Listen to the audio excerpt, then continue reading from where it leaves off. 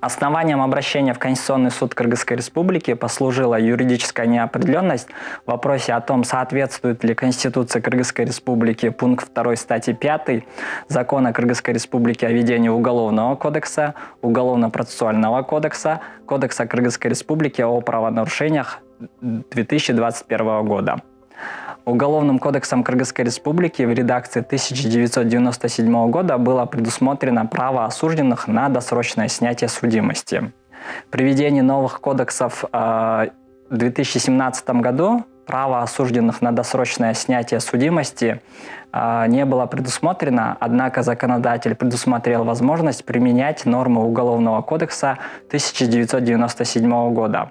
В свою очередь, закон Кыргызской Республики о введении Уголовного кодекса 2021 года признал утратившим обратное действие норм Уголовного кодекса Кыргызской Республики 1997 года за безупречное поведение в части снятия судимости.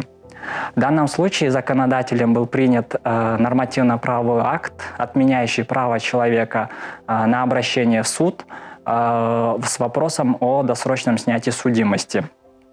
По сути, получилось так, что лица, отбывшие наказание по Уголовному кодексу Кыргызской Республики 1997 года, утратили право на обращение в суд о досрочном снятии судимости.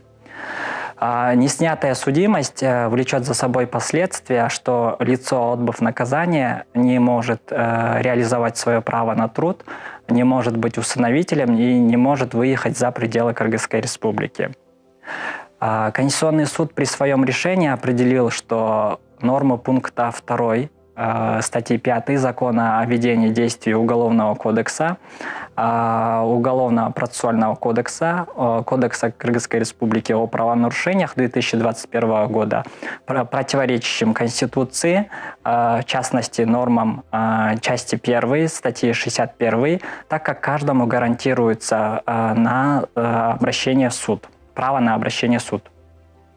Теперь, согласно решению Конституционного суда Кыргызской Республики, лица, отбывшие наказание с 1997 по 2017 год, вправе обратиться в суд за досрочным снятием судимости, за безупречное поведение после отбывания наказания, тем самым снять ограничения в плане реализации права на труд, выехать за пределы Кыргызской Республики и на реализацию прав на усыновление или удочерение.